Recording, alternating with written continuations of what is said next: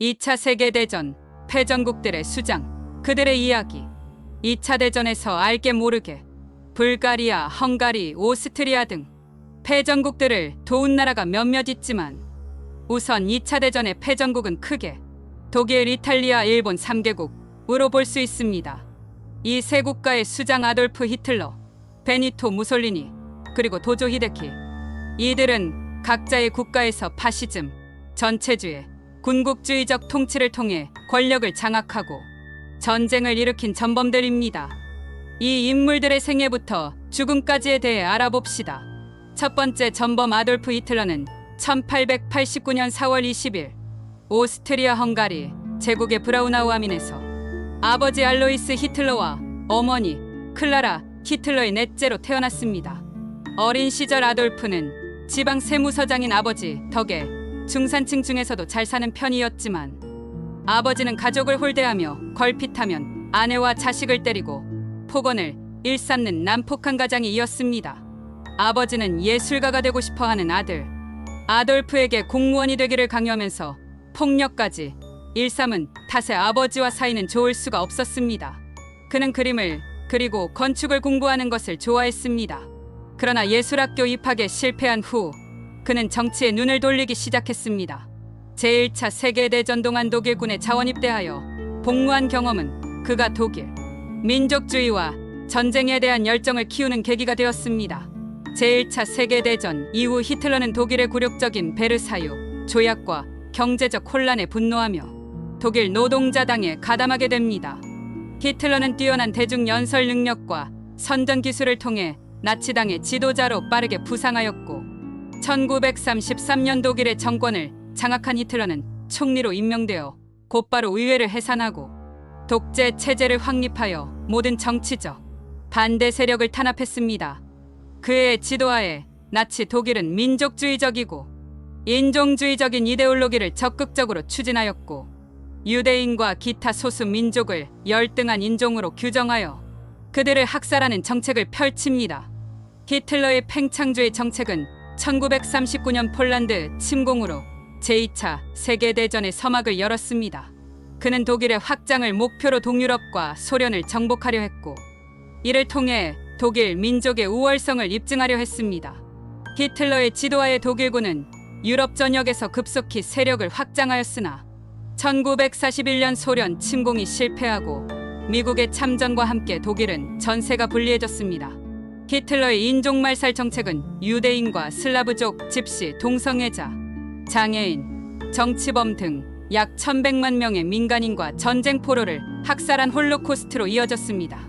전쟁이 끝나갈 무렵 독일은 연합군에 의해 패배 직전이었고 베니토 무솔리니 이탈리아 총통이 성난군중에 의해 처형당한 사실까지 듣게 되었습니다.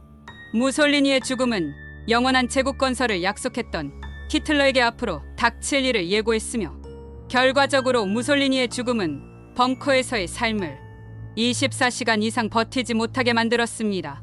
결국 히틀러는 1945년 4월 30일 소련군에게 포위된 베를린에서 부인과 함께 지하 벙커에서 권총으로 자살하며 생을 마감합니다. 두 번째 전범 베니토 무솔리니는 1883년 7월 29일 이탈리아 북중부에서 대장장이로 일하던 아버지와 미션스쿨 교사였던 어머니 사이에서 이남 일녀 중 장남으로 태어났습니다. 그의 아버지는 사회주의자였고 무솔리니도 초기에는 사회주의 정치에 관심을 두었습니다. 그러나 제1차 세계대전 이후 그는 사회주의를 버리고 민족주의와 파시즘을 이끌게 됩니다. 그는 1919년 이탈리아 파시스트당을 창립하고 권력 장악을 목표로 하였습니다. 1922년 무솔리니는 로마 진군을 통해 왕과 엘리트 계층의 지지를 얻어 총리에 임명됩니다. 그 후 그는 의회를 무력화하고 일당 독재 체제를 구축하며 권력을 공고히 했습니다. 그의 통치하에서 이탈리아는 철저히 중앙집권적이고 전체주의적인 국가로 변모하였고 무솔리니는 대중매체와 선전을 통해 자신의 이미지를 강화했습니다. 무솔리니는 히틀러와 동맹을 맺고 1939년 독일이 폴란드를 침공한 후 1940년 이탈리아도 전쟁에 참전했습니다. 그러나 이탈리아군은 북아프리카, 발칸반도 등지에서 연합군에 연달아 패배하였고 무솔리니의 지도력은 크게 흔들렸습니다. 1943년 이탈리아 내부에서 무솔리니에 대한 불만이 극에 달하면서 그는 실각하였고, 파시스트 정권이 무너진 뒤 연금되었다가 독일군에 의해 구출되어 히틀러는 무솔리니를 이탈리아 북부 살로 공화국 수장으로 임명합니다. 하지만 독일군과 살로 공화국군은 연합군의 진격을 지연시킬 수는 있었지만 반격할 힘은 부족했습니다. 결국 이탈리아가 연합군에 완전히 장악될 무렵인 1945년 4월 스위스로 도망가려다 이탈리아 비정규군 요원들에게 잡혀서 즉시 총살을 당하게 됩니다. 총살당한 후 베니토 무솔리니의 시체는 애인이었던 클라라 페타치의 시체, 그리고 측근들의 시체 이구와 함께 밀라노로 인도된 뒤 썩어서 문드러질 때까지 당시 피아잘레 로레토 광장에 있는 반쯤 완공된 5일 주유소의 기둥에 거꾸로 매달려 밀라노 시민들의 화풀이 대상이 되었습니다. 히틀러는 이 소식을 듣고 큰 충격을 엄청 먹어서 자기가 죽는다면 시신을 불태우라고 말했으며, 도조 히데키도 향후 다른 사람 손에 죽기 싫어서 자살을 기도했지만 실패하고 결국 처형당합니다. 세 번째 전범 도조 히데키는 1884년 12월 30일 육군 장교 도조 히데노리의 아들로 태어났으며, 그의 가문은 군인 집안으로 이는 그의 군 경력에 중요한 영향을 미쳤습니다. 아버지 역시 일본 육군의 장교였기에 어린 시절부터 도조는 군인으로서의 길을 걷게 됩니다. 도조는 육군유년학교와 육군사관학교를 거치며 군사훈련을 받았고, 이후 육군대학교를 졸업한 후 여러 군사 임무를 수행하게 됩니다. 1920년대에 걸쳐 여러 군사적 지위를 거치며 빠르게 승진했습니다. 그가 처음으로 주목받게 된 것은 1920년대 후반부터입니다. 그는 일본 육군 내에서 점차 중요한 위치를 차지하게 되었고, 그 당시 일본의 대외 정책과 군사적 팽창에 큰 관심을 가집니다. 특히 만주사변 이후 일본이 만주를 점령하고 괴뢰국 만주국을 세운 과정에서 도조는 일본의 대륙 침략에 적극적이었으며, 이를 통해 군 내부에서의 영향력을 키워갔습니다. 그는 일본이 아시아를 서구 열강의 식민지 지배로부터 해방시키는 동시에 일본의 주도 아래 아시아를 통합하겠다는 사상이었습니다. 이러한 이론은 일본 내에서 군사적 팽창을 정당화하는 논리로 자주 사용되기도 했습니다. 그는 군사적으로도 뛰어난 지휘관이었으나 정치적으로도 매우 강경한 입장을 취했습니다. 그의 정치적 영향력은 1940년대 초반에 더욱 두드러졌고, 결국 1941년에는 일본의 총리로 임명되었습니다. 1941년 10월 도조는 일본 제국의 총리로 취임했고, 그해 12월 일본은 진주만을 공격하며 미국과의 전쟁을 공식화했습니다. 이는 태평양 전쟁의 시작을 알리는 사건이었고, 도조는 일본의 전쟁 전략을 총지휘하는 역할을 맡게 됩니다. 그는 진주만 공격을 주도한 인물 중 한 명으로 미국과의 전쟁이 불가피하다고 판단합니다. 이때 일본은 자원 부족과 경제적 어려움에 처해 있었으며, 특히 미국이 일본에 대한 경제 제재를 강화하자 전쟁을 통해 이를 타개하려는 계획을 세운 것입니다. 도조는 또한 동남아시아로의 군사적 확장을 추진하여 일본의 자원 문제를 해결하려 했습니다.